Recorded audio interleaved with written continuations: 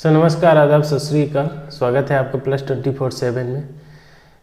आज का जो टॉपिक है हमारा कि भारत रत्न प्राप्त करने के बाद आखिर क्या क्या सुविधाएं प्राप्त होते हैं किसी भी व्यक्ति को। तो बात है 2 जनवरी साल 1954। ये कहा जाए तो हाल ही में, मतलब बहुत ज़्यादा नहीं, लगभग ही भारत को आज़ादी प्राप्त हुई थी।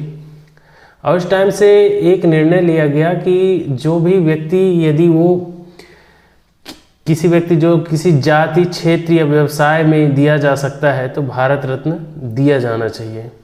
ठीक है, इसमें ये होना चाहिए कि भारत में कोई असाधारण कार्य करने वाले व्यक्ति को, चाहे वो समाज की दृष्टिकोण से हो, चाहे वो इसके अलावा किसी भी तरह से, यदि वो भारत को समृद्ध बनाने के लिए भारत पर कोई ऐसा अद्वितीय कार्य जो श्रेष्ठ कार्य में गिनती की हो, उसके लिए जो है, चाहे वो राजनीतिक करियर हो, चाहे वो वैज्ञानिक अनुसंधान में हो, जिस भी क्षेत्र में हो, यदि वो उत्कृष्ट कार्य कर रहा है तो उसके लिए भारत रत्न दिया जाना चाहिए। तो 2 जनवरी 1954 से इसकी शुरुआत होती है। 55 में लगभग ये घोषणा की जाती है कि मरणोपरांत भी भारत रत्न मिलेगा। इसके पहले ये था कि मरणोपरांत भारत रत्न नहीं मिलता था। अब हाल ही की खबर आप सुने होंगे कि जो बिहार के पूर्व मुख्यमंत्री थे कर्पूरी ठाकुर, उन्हें भारत रत्न से सम्मानित किया गया। उसके बाद LK आडवाणी, लाल कृष्ण आडवाणी, जो बीजेपी के पूर्व उप प्रधानमंत्री भी थे, उन्हें भी जो है भारत रत्न से सम्मानित किया गया। अब हमारा जो मेन मुद्दा आता है कि इसमें क्या क्या सुविधाएं मिलती हैं किसी भी व्यक्ति को यदि वो भारत रत्न प्राप्त हो गया है उसको।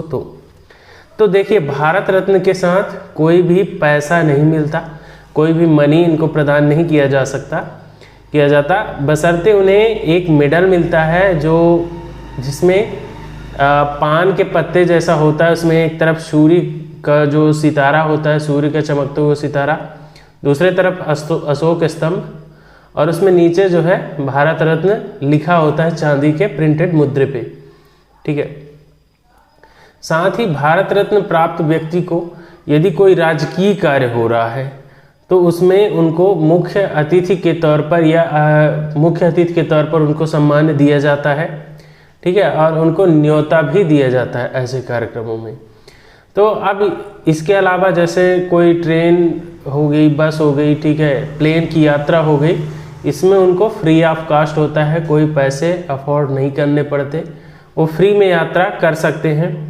साथ ही साथ उन्हें जो है कोई भी टैक्स पे करने की ज़रूरत नहीं होती, वो टैक्स फ्री होते हैं। ठीक है, जो भारत रत्न प्राप्त कर चुके हैं। अब भारत रत्न प्राप्त करने से जैसे टैक्स फ्री हो गया, ठीक है, और राज्य में उनको सम्मान मिलता है। राज्य में यदि कोई राजकीय कार्य होता है, राजकीय कार्य मत इन द सेंस कि कोई भी भारत के अंदर यदि कोई कार्य हो रहा है और वो उनको जो है तो न्योता दिया जाएगा, और यदि वो पहुंचते हैं तो उनको मुख्य अतिथि, ठीक है, या विशिष्ट अतिथि के तौर पर उनको वैल्यू प्रदान होगी। अब यदि आप सोचते हैं तो ये बताइए कि आप कितना भी अच्छा कार्य कर लेते हैं, लेकिन यदि आपको इस तरह का स्पेशल सम्मान नहीं मिल रहा तो कोई खास वैल्यू नहीं होता है।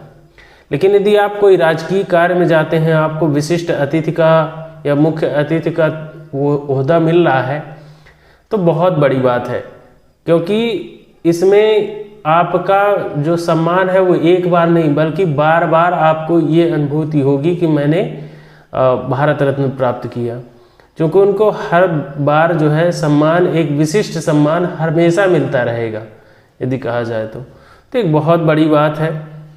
तो भारत रत्न के बारे में फिलहाल आपका क्या विचार है भारत रत्न के बारे में, आप कमेंट बॉक्स में ज़रूर लिखिएगा। तो मिलेंगे नेक्स्ट वीडियो में, तब तक के लिए जय हिंद, धन्यवाद, आपका दिन शुभ रहे।